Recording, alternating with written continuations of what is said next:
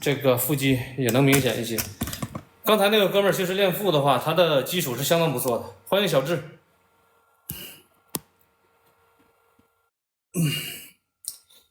器械负重仰卧起坐不叫仰卧起坐，叫卷腹。仰卧起坐跟卷腹那是两个动作，腰椎不要离开板子。能连麦吗？我在训练，连麦是有什么问题吗？我吃的东西减脂，然后站推就好了。对，没错。站姿推1天100个腹肌轮，然后把你的体脂减下去。你看啊，咱们俩的腹侧面看的话，这个就是腹的饱满度嘛，对不对？腹够厚嘛。然后你的体脂还不够低。仰卧起坐伤腰，对，返回的过程当中，能不能说一下健腹轮的训练计划？普通人的话，把卷腹做好，不要想健腹轮，容易伤腰，这个是真的。感谢 JS 的关注。来，第二个动作，先把连麦关掉。欢迎肚子疼，感谢肚子疼的人气票。今天练的稍微有点拖拉了，我刚做完5组，多长时间了？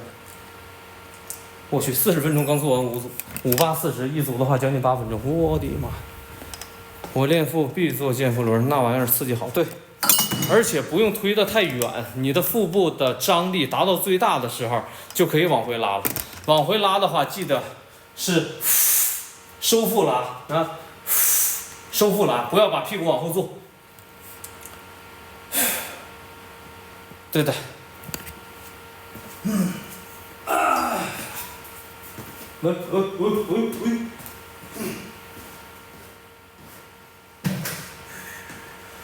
直播间的朋友喜欢运动健身、喜欢聊天的话，可以点点关注。有什么健身问题可以打在公屏上。如果希望主播详细给你一个人解释的话，可以给东牌。好吧，感谢大家的支持。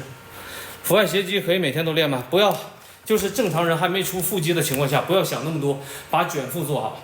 卷腹做好了以后，悬垂举腿做好。卷腹跟悬垂举腿都没什么压力的时候，开始玩腹肌轮，明白吗？这是力量的一个递增。腹外斜肌，你们要的腹外斜肌。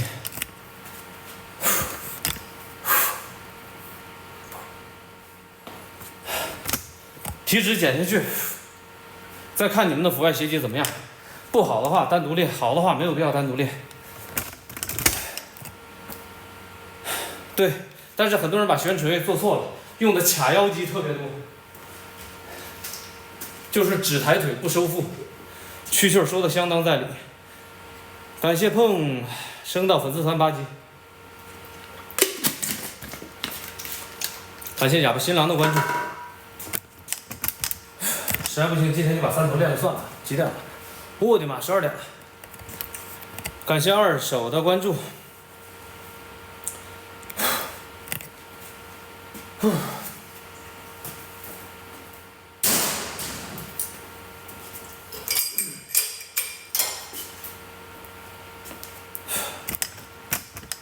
还有些人说，就包括今天也有人在问。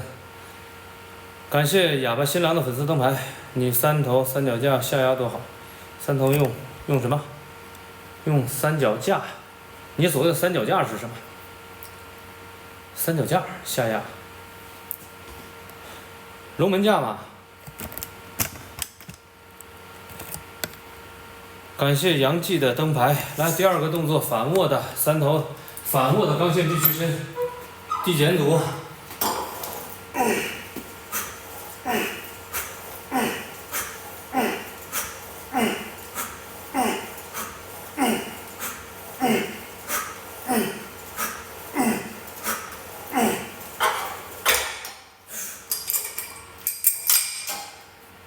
三脚架是什么架？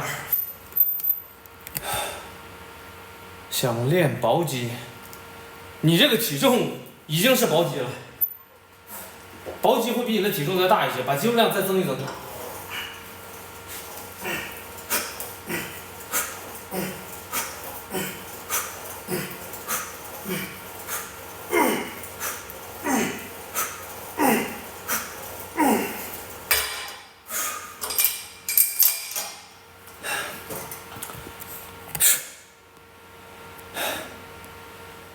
体重偏低，稍微偏瘦了点。他不用多吃，他只需要多练就变成薄肌了。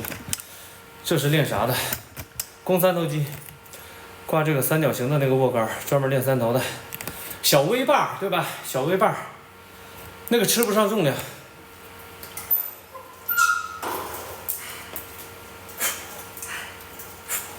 对。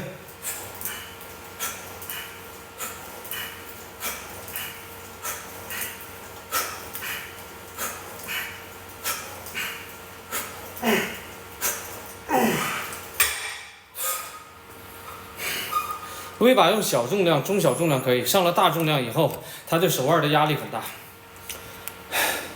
那我咋没看到薄肌？因为你没有开始练，好好练，练个3、4个月，你的薄肌应该慢慢就出来了。感谢安德歪的关注。咬合肌大了有什么办法给它取消掉吗？少吃槟榔。手表什么牌子的？佳明，感谢完颜，欢迎完颜。再次欢迎完颜，感谢完颜的灯牌。对，加油！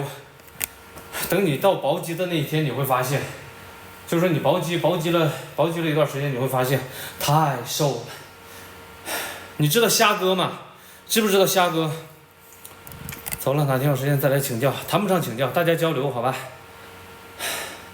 先减脂再增肌肉，不是，同时。新手居家有必要喝蛋白粉吗？居家，如果蛋白质摄入不足的话就喝，不吃槟榔就是训练时候咬肌，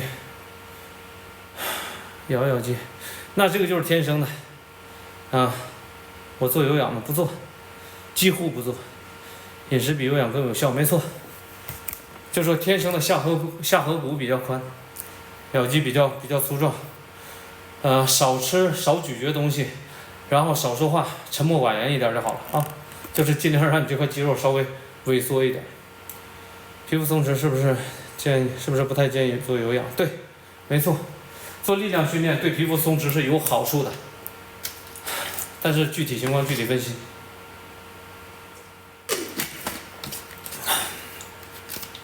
减脂增肌怎么同时？来，减脂增肌怎么不能同时？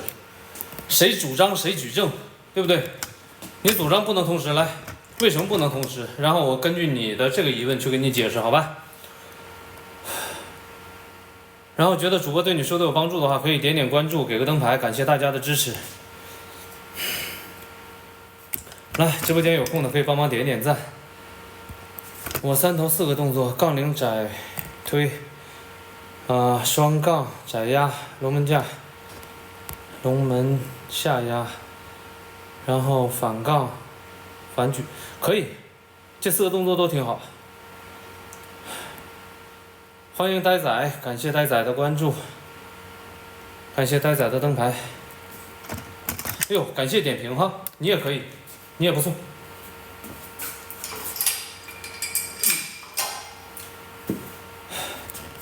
然后这个蛐蛐，我跟你说为啥这段时间我选择这个动作啊？因为我的肘关节又开始发炎了。明白吧？这个位置在痛，三头的肌腱又开始发炎了。窄推我80公斤做组，然后你说的曲杠的仰卧臂屈伸，仰卧臂屈伸嘛，对不对？我看多少公斤啊？60公斤做组，不是网球肘，是练的太多了，练发炎了。然后哑铃的仰卧臂屈伸，好吧，每只手17.5公斤做12次，然后再加上窄推。然后我想想啊，还有啥啊？双杠撑，对不对？双杠臂屈伸，负重60公斤做组。所以我不是三头没有力量，我是三头天赋不好，然后每一年都会有一段时间练到发炎，明白吧？所以你看有些人一进来就说，哎，这个三头要加强。废话，我考不上清华是因为我不想考嘛，对不对？我每周手臂练2次，练到3次，练2、3个月的时候就会发炎。发炎有什么办法可以解决吗？没有办法，少练，动作选择合理的情况下少练，练肌肉对体质好嘛？只要不练到过度，对体质是有好处的。可以提升你的体质，让你的抵抗力增强一些，增加一些。而且你看我那个第一个动作做完之后，第二个动作做递减组，依然这个重量是在线的。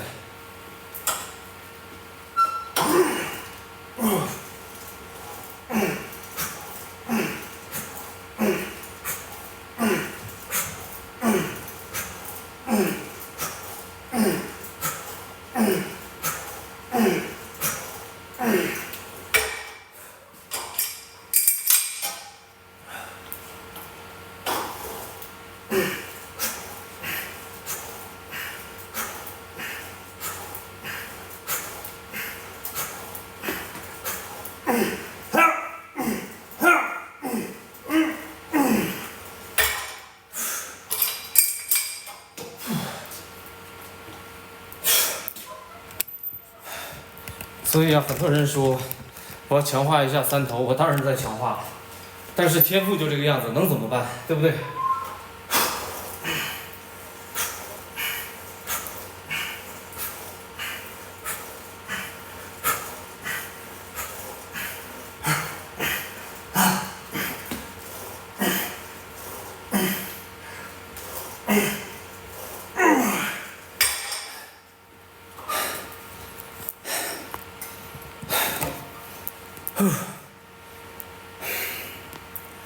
感谢884的关注。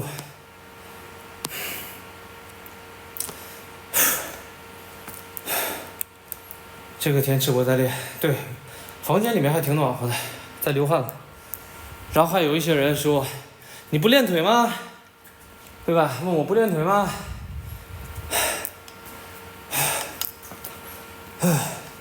但凡身边的人问过我这句话的，都不再跟我一起练腿了，我都会约他练一次腿。然后一般来说呢，能陪我一大半吧，半个多小时，基本上要么在地上躺着，要么去吐了。然后曾经我还在一个健身主播直播的时候去问过他，我说这种情况怎么办？他说你是方法有问题。他说我这个手臂练不大是方法有问题，然后说只要这个训练方法得当，人人都能练大。那么按照他这么说的话，我是不是可以得出一个结论？罗尼的教练教出来的个个都是罗尼了，对不对？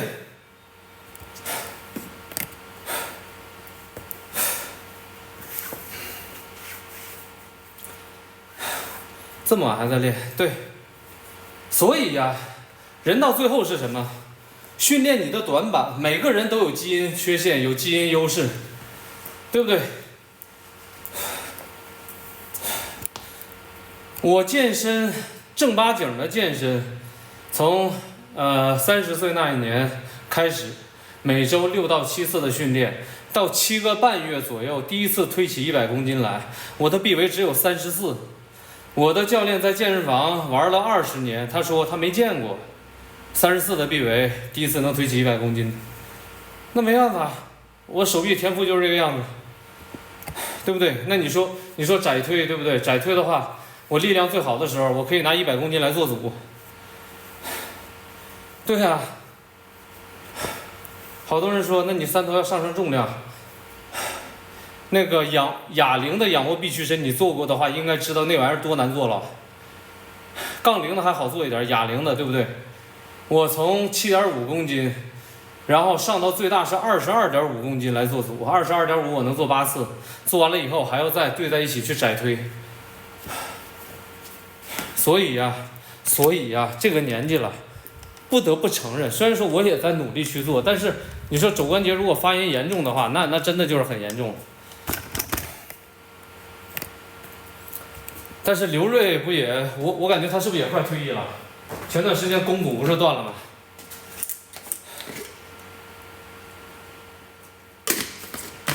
感谢奥利奥的关注。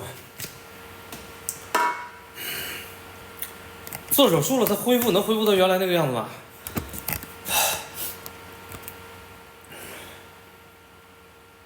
首先啊，那个585啊，减脂初期有没有必要1周7练？会不会伤身体？首先我觉得哈，循序渐进，健康第一，你先能练一休一。第一周练一休一，感觉没有太大问题的话，第二周练2休1，然后练3休1，练4休1，或者练3休1，练3休2，这种都可以。好，一点一点来。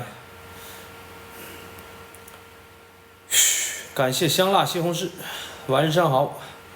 中年人要优质点，当然了。怎么处理肘关节？怎么处理肘关节？热敷，严重的话去医院。刘瑞太拼了，嗨。没办法，最起码他也被称为最强黄种人了，对不对？都要，就是刘瑞那种情况，所有的运动员他们都在突破自己生理的极限，他们不是以健康为目标的。感谢238的关注，我练5休2，我练6休1或者练7不休。如果1周7练可以觉得适应的话，可以这样保持吗？当然可以，我就差不多1周6练到7练。感谢小阿姨。第几组了？第3组，才第3组吗？我感觉好像第4组了呀，在座。算了，刘瑞比别人拼多了，当然了，当然了，但是他也是个血肉之躯啊，对不对？就是健美史上我最欣赏的一个人是卡特，知道吧？你看卡特退役了以后，身上没有太大的伤。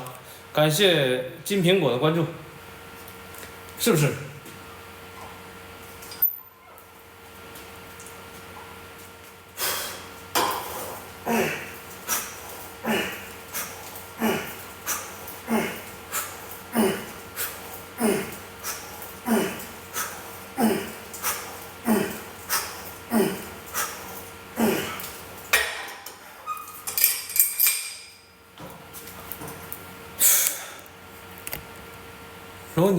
罗尼是一身伤，但是他也达到了那个高度，很辉煌。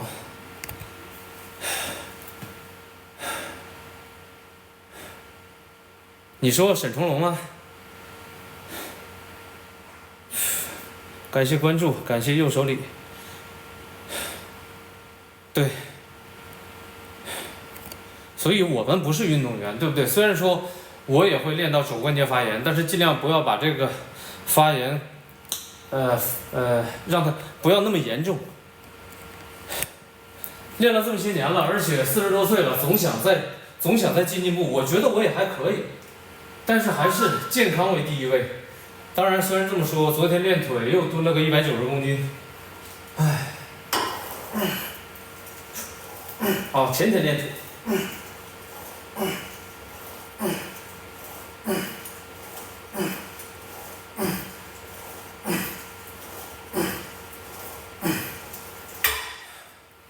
前天练腿，上着腰带，上着膀膝，蹲了个190，然后降到100，一组蹲了20次。当教练，生活顺利就行了。对，就是我从30岁开始健身的时候，就不觉得那句话是对的。前几年有一句话很火，对吧？练不死就往死里练，是不是？健身是讲究专业性的，讲究知识积累的。什么叫做练不死就往死里练？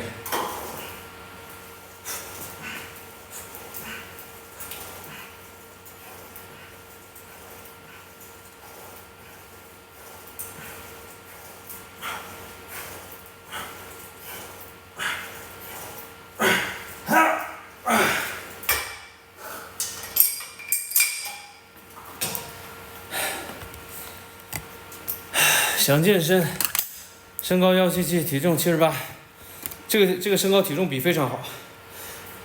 有氧减脂还是无氧塑形？直接奔着塑形去，不要考虑减脂，把这个体重维持不变就行。肩关节拉伤了，一点办法也没有。对，肩关节正常的损伤，肩峰撞击综合症。70公斤男生增肌，一天要吃多少克米饭？体重3克以上。体重3克以上的碳水，然后自己换算一下。165，体重多少合适？65公斤。来，觉得主播对你们说的有帮助的话，可以点点关注，给个灯牌，感谢大家的支持。对，我觉得好回答的，我基本上一句话两句话就帮你们说清楚。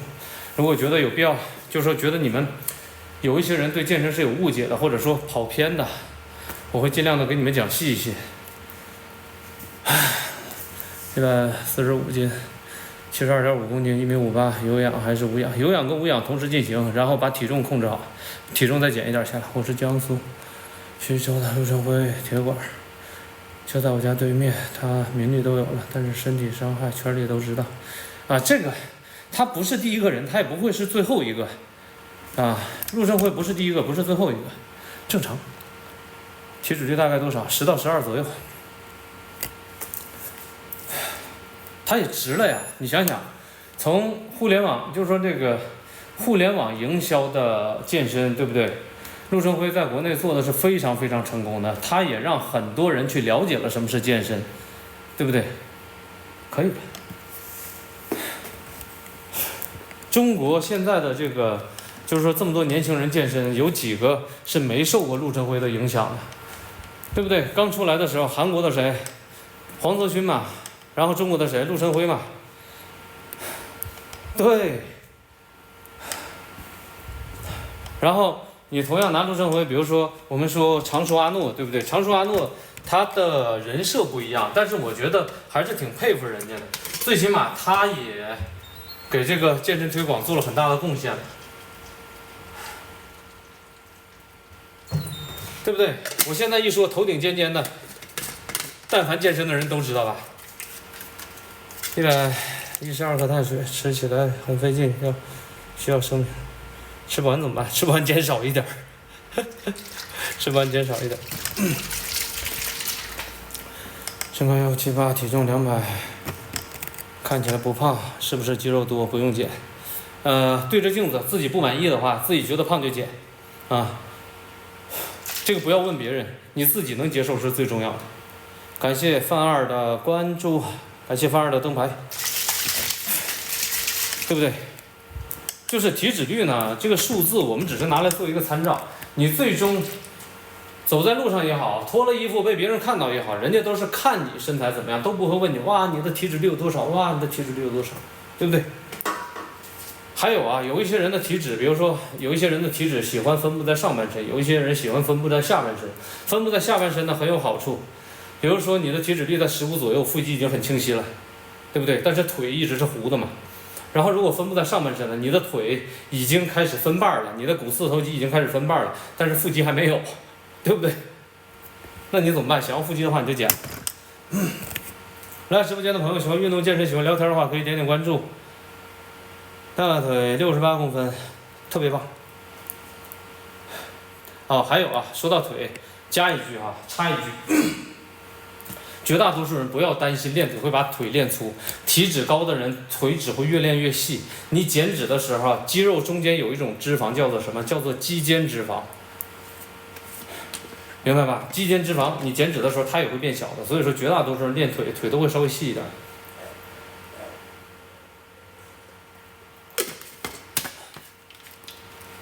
68厉害了，你看他身高嘛？来，身高多高？叶，身高多少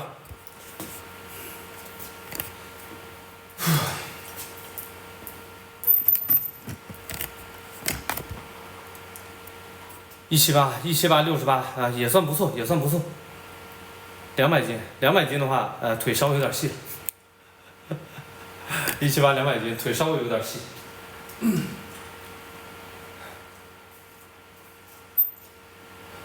就是按照你这个体重来说的话，腿稍微有点细。73公斤173，想刷脂到70公斤，是不是不用做有氧？对，做好饮食。辛苦120公斤怎么练？我是小白听，啥也不懂，不知道怎么开始。去健身房办张卡，然后请个教练。如果有经济实力的话，这是最简单直接的方式。你毕竟你啥也不懂的话，我从哪儿跟你讲起我都不知道。所以说你要有问题的话，咱们尽量的问的稍微细致一点，对不对？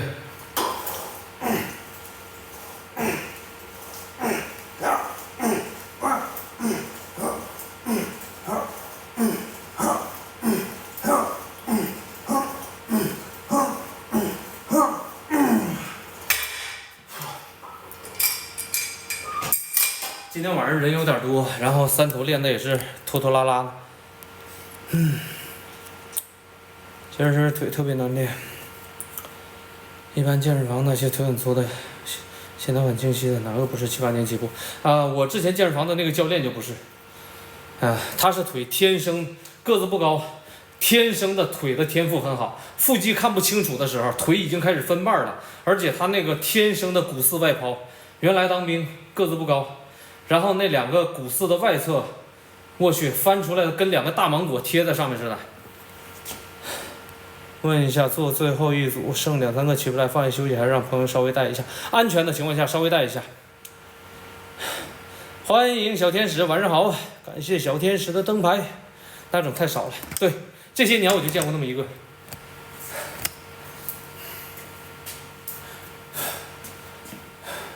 就是我玩了命的，对吧？奔着200公斤去蹲，然后做着180公斤的3×3，做着165公斤、170公斤的5×5。然后这个腿在他面前就细细的，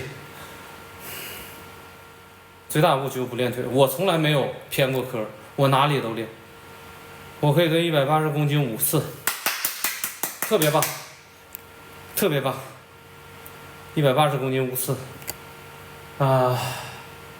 首先啊，单拿这个重量来说非常好了，但是如果按照你的体重来说的话，你正常来说应该是2倍体重。2.5倍体重，最大重量应该能蹲得起2.5倍的体重了，你算一下。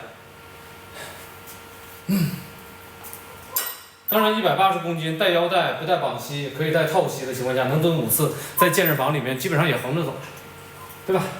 健身房里面能蹲起200来，凤毛麟角。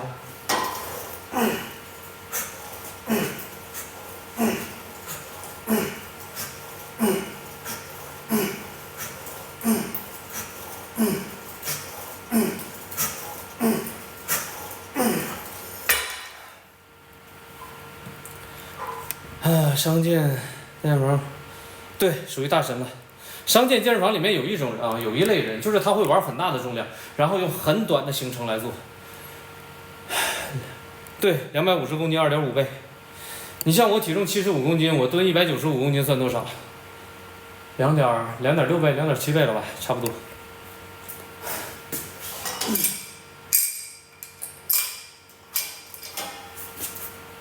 我40岁生日的前3个月，用这3个月，然后增了点体重，然后就测了一下3大项。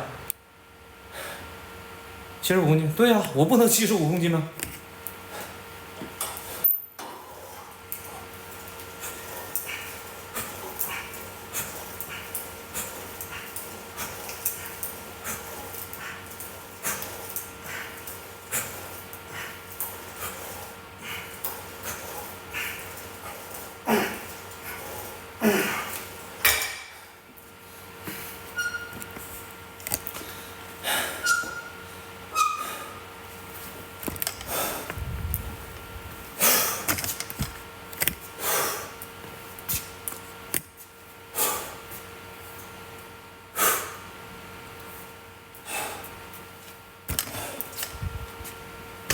？76一点肌肉没有，瘦的，体脂率往下压一压，然后肌肉量往起提一提。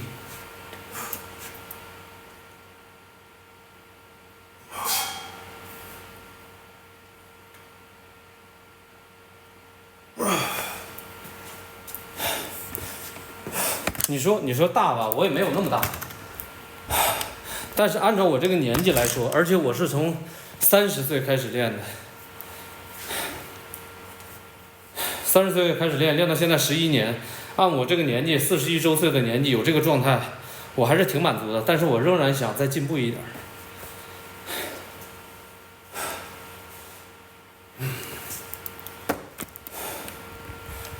我口罩之前5年到6年嘛，体脂率一直都是平时保持在7%左右。就是很明显的腹肌这个位置会有个血管拉过来，然后口罩之后就想再增一增嘛，因为那个体脂率一点都增不起来。然后口罩之后把体脂，把这个体重那个时候是70公斤，然后把体重拉起了5公斤，刚开始拉起来2公斤，然后腹肌有点糊了，腹肌有点糊的时候，就先把它稳住，等腹肌清晰一点的时候，再拉起来1公斤到2公斤，然后现在就是保持在75公斤，肌肉量再长一点，体重不变的情况下，体脂就会再降一点。而且现在上一些重量，感觉关节压力开始大了。然后那天跟我的教练聊嘛，他说这个年纪差不多了，不要再上很大的重量。就是那一年我还想，就是说这个深蹲最大195蹲起的时候，我还想蹲下200，后来阳了以后就不想200了。然后那个时候测3大项，卧推、停推推了125。然后去年又长了5公斤，推到130。硬拉我是不练了，硬拉只是那3个月稍微练了练。之前硬拉也就150公斤，2倍体重稍微多一点，后来拉到185。因为我本身腰椎不好，之前10年差不多坐办公室嘛，我做游戏开发，然后腰突 L4 L5 腰突。对，健康是第一。等我70、80岁的时候，对吧？还有一个不错的身体，年纪大了以后，让自己的晚年稍微有一些尊严。皮肤松弛，它软塌塌的，怎么能收紧一点？来，多大年纪了？感谢叹号的关注。来直播间的朋友，喜欢运动健身、喜欢聊天的话，可以点点关注。腰椎怎么搞的？35，有点软塌塌的了，做力量训练吧，看能不能稍微好一点。腰椎是因为常年伏案工作，我做游戏开发的嘛，天天在这个电脑面前一坐坐一天，一坐坐一天。当然没有那么严重但是现在腰椎有点钙化了嘛，腰椎钙化腰突，然后有一定的概率会钙化，然后钙化呢有50%是恶性的，有50%是良性的，还好我这个是良性的。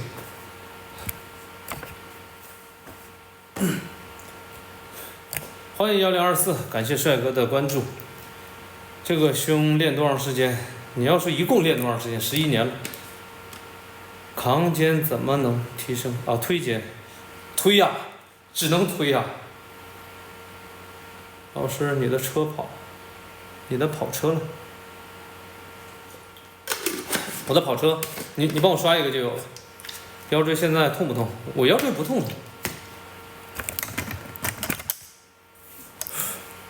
你包括前天练腿，我还在做深蹲，感觉160公斤不扎腰带去蹲，也就是说已经超过我的2倍体重不扎腰带了。然后190公斤上腰带上绑膝。你好，玩互联网。刘老头，希望如此，借你吉言。蛐你多大了？24是吗？才24嘛。然后节目就一直推，对，没错，想推。4、5突出，感觉腰没劲儿，肚子往前倾，减脂，增肌。腰椎现在不痛，是不是健身搞好的？对，健身是有帮助的。我做山羊硬拉的时候，60公斤来做组，就是长杆儿，然后挂20公斤的片，一边20公斤的片，然后做山羊硬拉。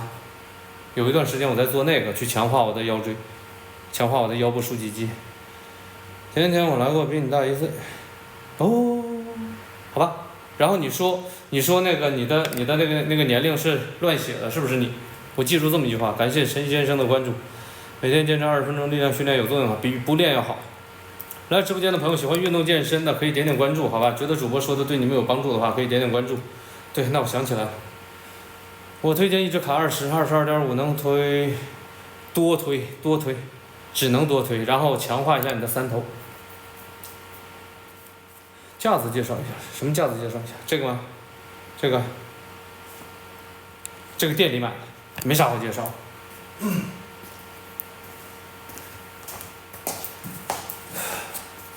还有今天三头。来吧，做静后的。这架子没有什么好介绍的。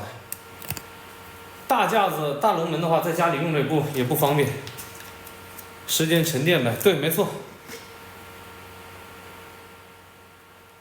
而且你能推个22.5、20公斤，你练了多长时间？1年左右的话，已经相当不错了。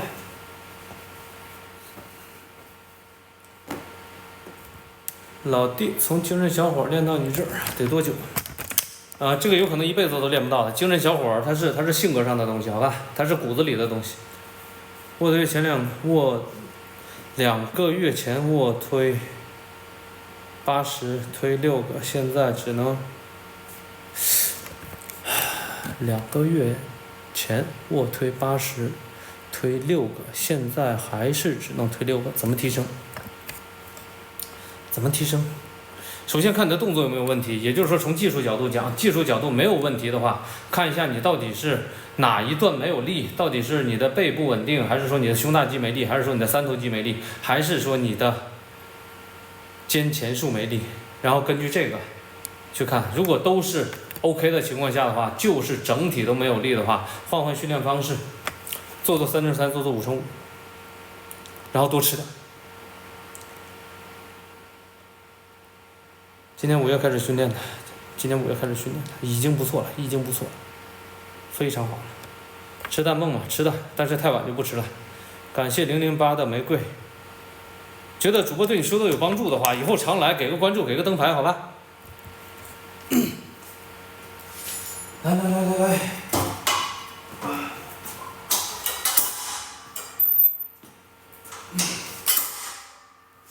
做静候。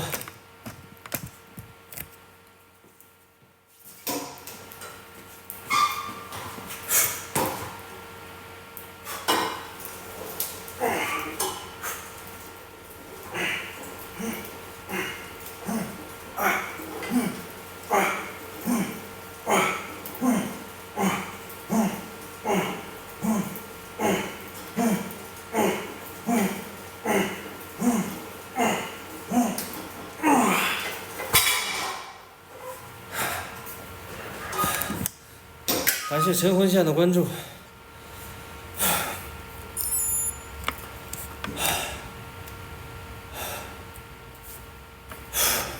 还是在痛。感谢 DQ 的关注，所以不上太大的重量。练归练，每个礼拜还是得刺激他个1-2次，但是尽量找一些温和的动作。很多人自然健身就是动作到位，其他标准老是力量上不去，就是因为补的不到位。也可以这么说。怎么练臀？这是个女孩子吗？来，男孩子、女孩子。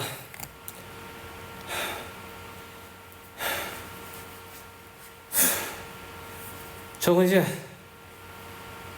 是不是天生？臀大肌其实没有那么难练，必须吃蛋白粉嘛。你蛋白质补充够的话，你不用吃蛋白粉。蛋白粉叫做健身补剂，它是起补充作用的。男生是吧？杠铃深蹲先练好，然后罗马尼亚英拉练好，这2个动作先练好的前提下，再去做杠铃的臀推。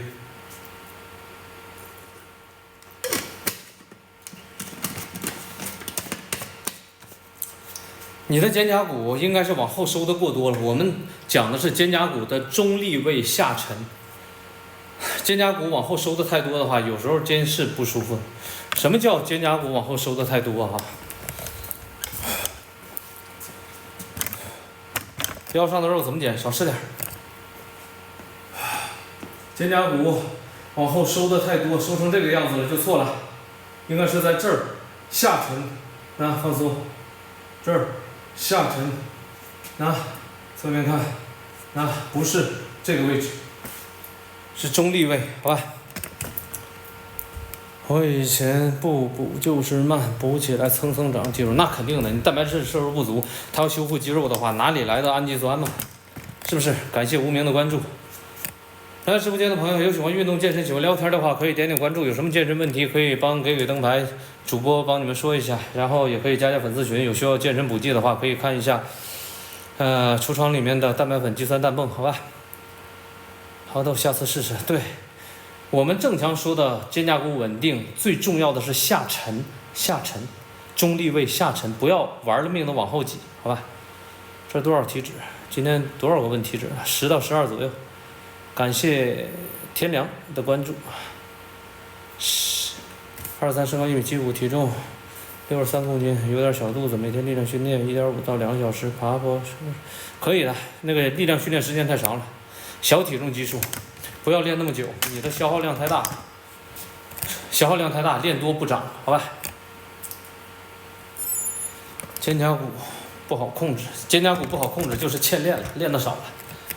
熟能生巧，对不对？你不可能，健身里面有一句话说的是很对的，得肩胛者得天下，不对，得肩胛者得上肢，对，不能说得天下，得上肢。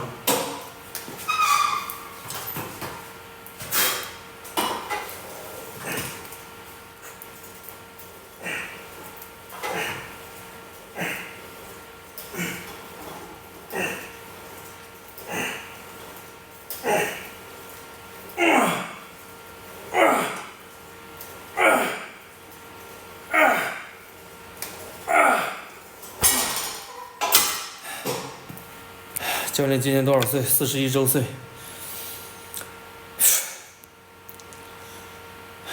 天天都在喝米糊，米糊也要作为补剂来喝，是你吃不下固体食物的时候再喝米糊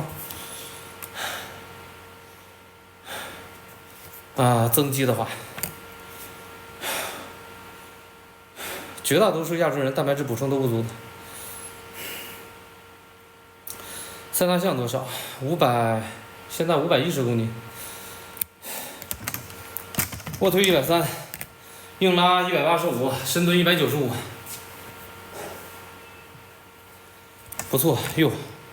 点评完了，给个关注吧，好吧？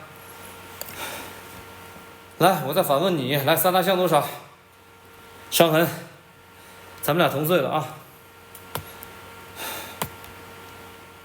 练了几年了？11年。咋了？查户口来了？查户口之前给个关注。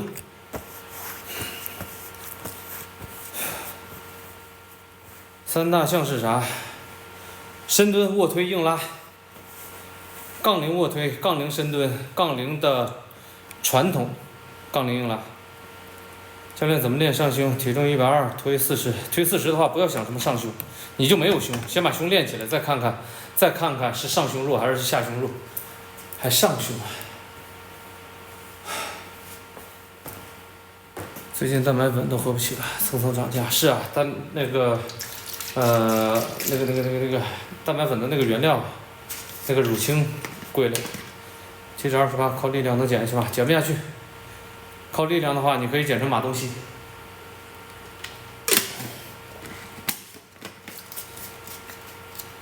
来直播间的朋友，不要只问问题，觉得主播对你们说的有帮助的话，不要吝啬，点点关注，好不好？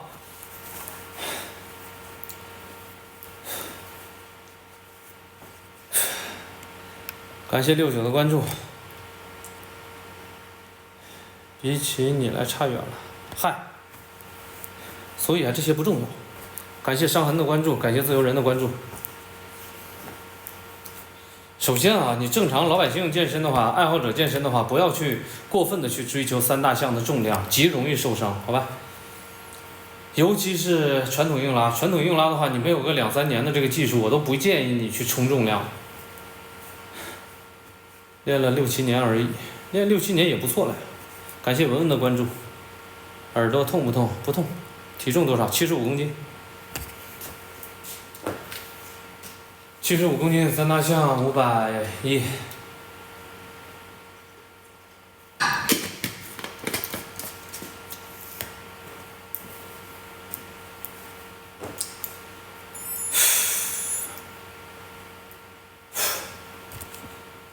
肘关节还在有点痛。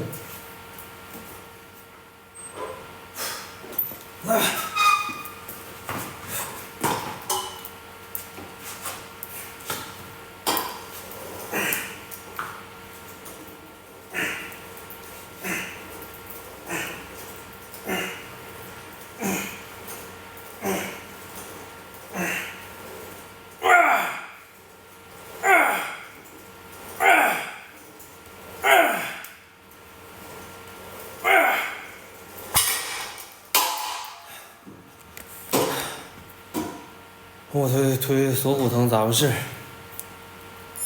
先去纠结一下你的动作，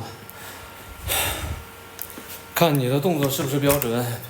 如果你的背没收紧的话，或者说你推起来的位置在这个位置的话，然后这个掰杠没掰稳，背收不紧的话，你的重量极有可能是压在肩上的。感谢飞鱼的关注。健身不畏惧，又不参赛。对，没错，说的对。感谢伤痕的人气票。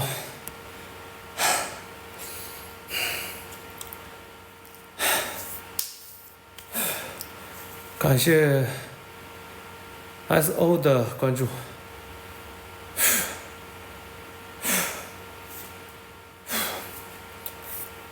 有氧控制多久合适啊？因为一般都是30到40之间。有氧来说，对你就是有氧对你控制减重来说的话啊，它只是个额外的消耗。如果你想快一点的话，你时间就多一点，但是尽量不要超过啊，尽量不要你这种情况这么问的话，仅限于你啊，尽量不要少于半个小时。在自己家，在健身房，在健身房。嘉乐你也帅，想我了，来想我的话刷个跑车，好吧？别干想，干想多没劲。对，24小时开门的，别闹。感谢以是瞻的眼镜。这会儿健身啥意思？这会儿健身啥意思？健身还得有点啥意思嘛？健身还得有点啥意思？也够拼的，稍微动一动，出汗。感谢测评举的灯牌。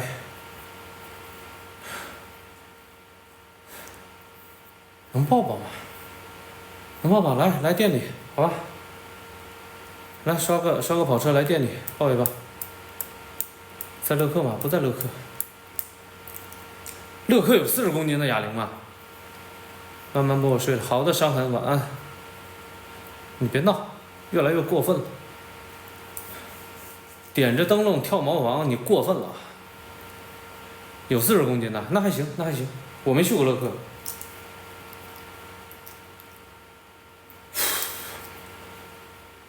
最大就40，对我们店里最大也就40，还是我找店长要的，我不找他要40公斤的话，他40公斤不会买的。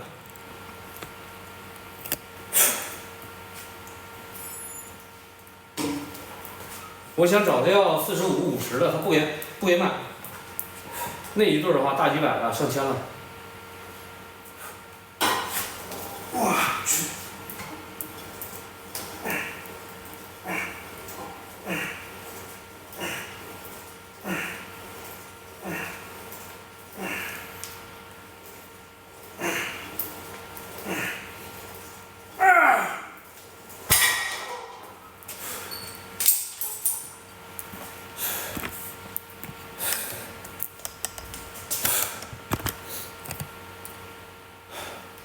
能穿衣服练一下吗？为啥？来，给我个理由。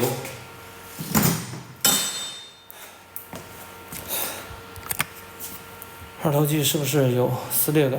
二头肌是没有，我在练3头，为什么二头肌要有撕裂感？你要不提，我都没想到我的二头肌。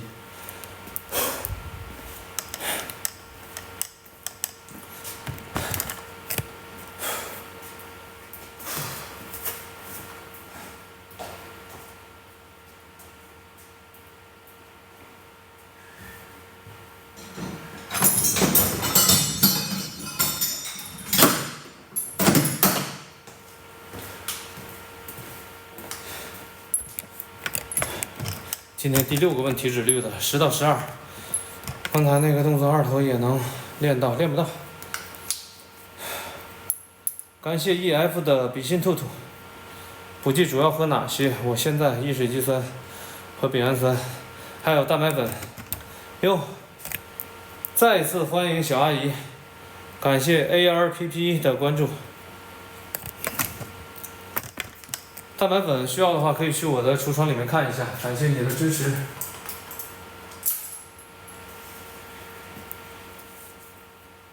会开瓶盖吧？你会烧跑车吗？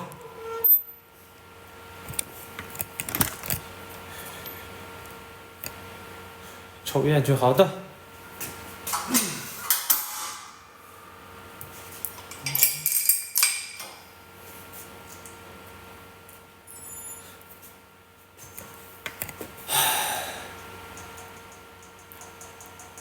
直播间的朋友喜欢运动健身，喜欢聊天的话，可以点点关注。有什么健身问题可以打在公屏上。想问一下，胸头下面两边怎么能练出来？你说的这个地方，我找不到。胸头，什么叫做胸头？胸头两边，胸头下边两边的地方。你要不跟我说说那两块肌肉叫啥？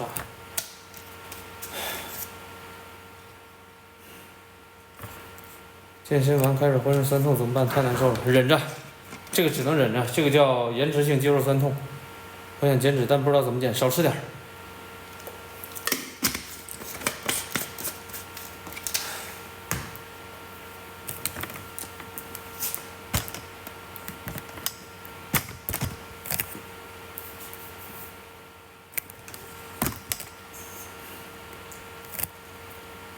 喝肌酸能不能缓解？不能。肌酸是提高你运动表现用的，它不是给你缓解肌肉酸痛的。实在严重的话，你吃点布洛芬试试。就是我现在腿坐那儿，稍微站起来，腿都快炸开的那种酸疼。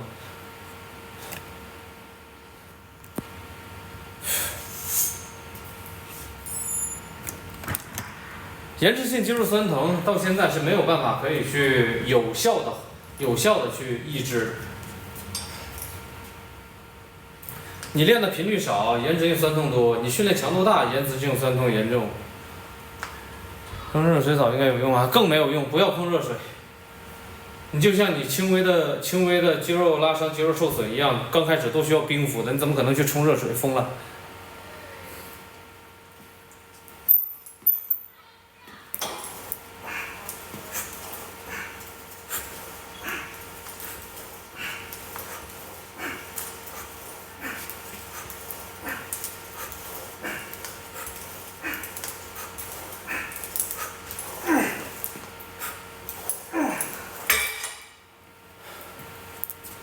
对，小肌群的话，24到48小时；大肌群的话，48到72小时也就过去了。练点后酸痛严重，吃布洛芬管事儿吗？你不动它管事儿，你一动的话照疼。就是正常练腿酸疼的话，你不动它也不太酸疼，但是碰到不行，动起来不行。稍微动一动还能缓解一点。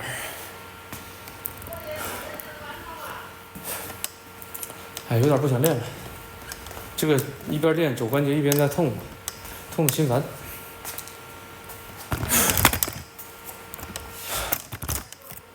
酸痛需要休息吧？酸痛1到10，酸痛到7、8以上就要休息。不要把自己，也不要把自己逼得那么狠，对不对？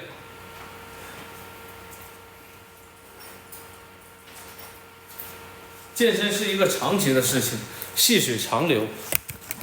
对，而且我跟你说啊，你现在咬着牙，去做几组自重深蹲，把腿做热了，会有一点缓解的，就是让它的血液稍微流通一些，它会有一点缓解的。但是刚开始动的时候会很疼。感谢左边的关注。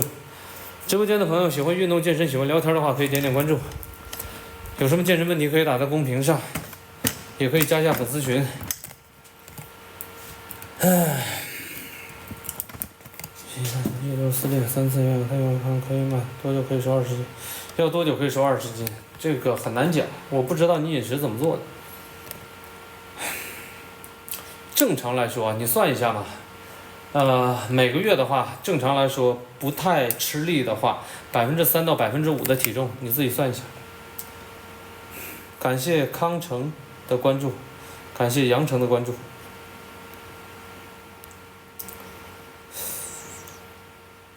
对，没错，蹲几组热身，然后你的酸痛的肌肉稍微热一点的话，它就舒服一些。感谢921的关注。健身完晚上睡不着觉咋办？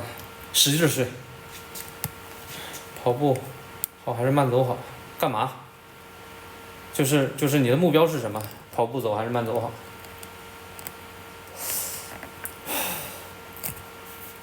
跑步机嘛，还是室外的？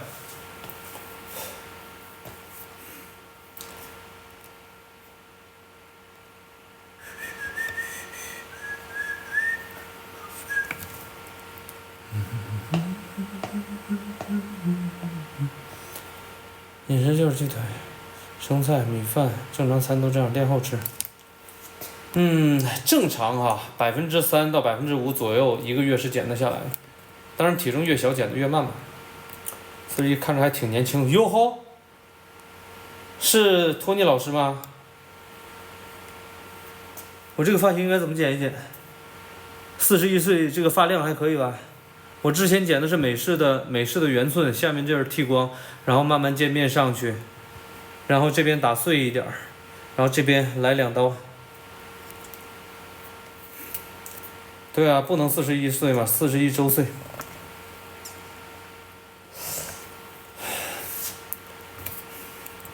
当然可以。看起来22左右，别闹，有可能是这个光线好一点。不过稍微用了点磨皮，但是皮肤上的细节还是看得到的，对吧？没开美颜，没开小脸，没开大眼，没开瘦脸，没开小头。前段文没穿衣服，这个姚哥哥是谁？我在我自己的健身房，又没有人，我想怎么穿怎么穿，真的是。我现在一身汗，穿上衣服感冒了，你负责吗？来刷个火箭，好吧，我把衣服穿上。感谢忽略的关注。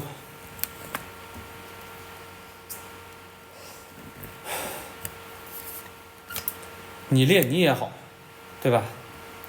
那句话怎么说来着？曾经鲁迅他老人家说过，大家好才是真的好嘛。不考虑你那些胡茬黑色，我今天刮过了，早上刮。看看健身房。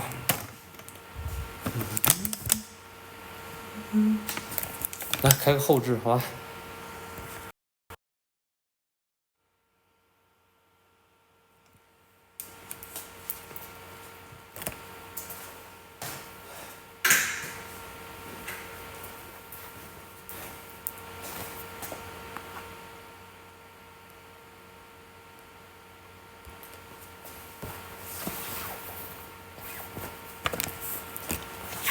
你的性格真是低不了头赚钱。为啥突然来这么一句话？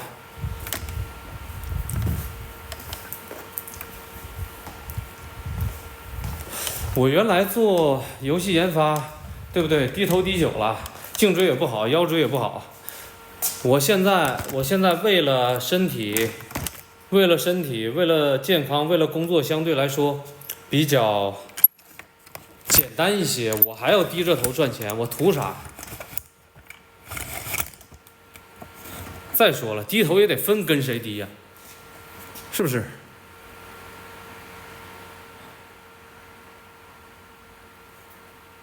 ？UI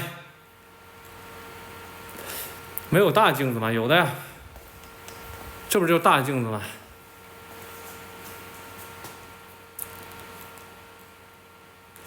低得了头，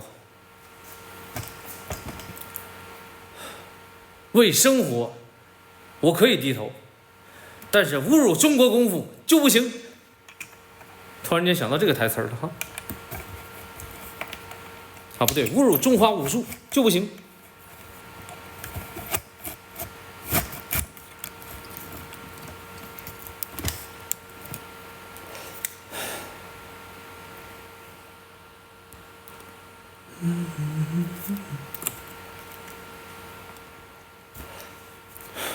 台词可以，走过去看看大镜子。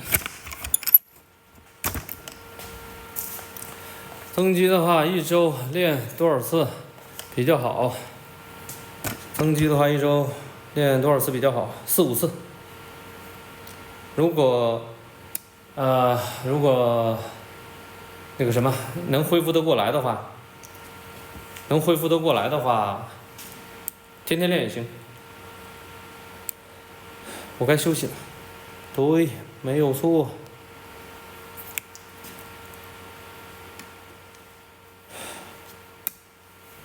同一个部分吧，每周1次。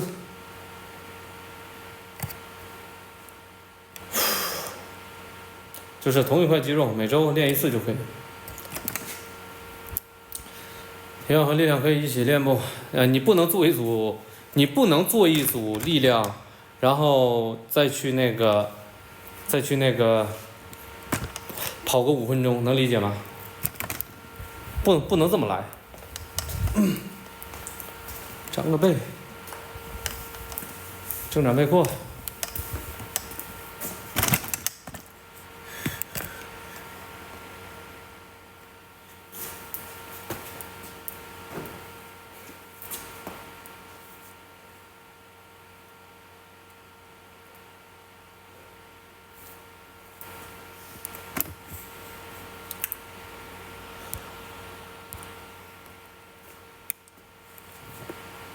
先力量后有氧，可以。先力量后有氧是很好的选择。如果体重不大的话，有氧也不要加的太多。这甜甜感慨啥呢？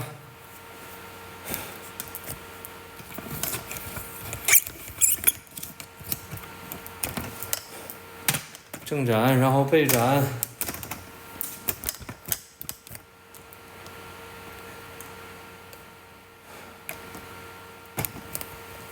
我一大哥憋着打你呢，咋了？想帮我还房贷了？这么有信心？实力可以啊，来吧，帮我还房贷来。你跟他说我不还手。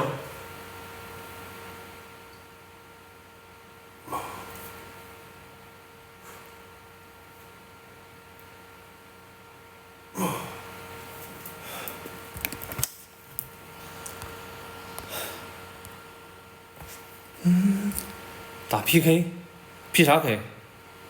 来店里来。练到这种程度多久？正常的话，年轻一点的话，3年，1年半3年。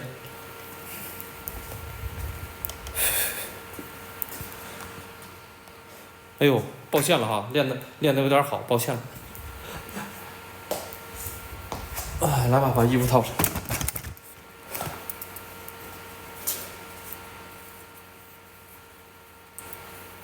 穿衣咱们不得显瘦吗？脱衣才能有肉呢，对吧？看你的人有失眠症，包括我，我没有失眠症，我想睡觉。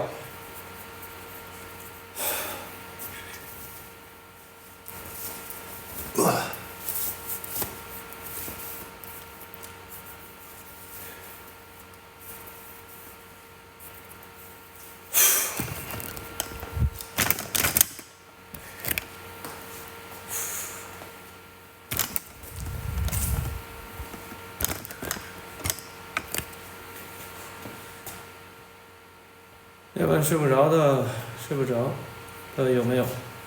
那不知道。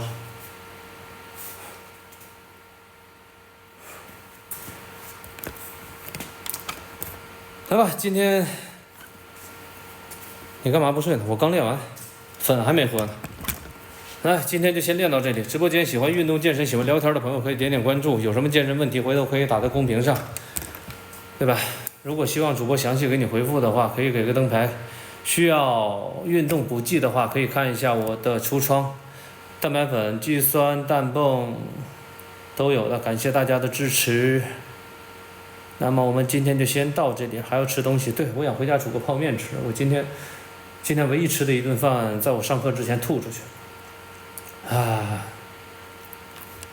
OK， 那么今天我们就到这里啦，好吧？来点一下名。感谢薯片，西红柿，AW 大熊猫不是俺，给狗爪子，陈文宪自由人，884烧烤，图图832羊城 GT， 还有直播间里面所有的朋友，感谢大家今天晚上的关注。对啊，饿了难道不吃东西吗？一定要吃。我们健身是为了更好的生活，感谢一把火的关注。来吧，我们今天晚上就到这里了，感谢大家的陪伴，大家拜拜，下了哈，拜拜，拜。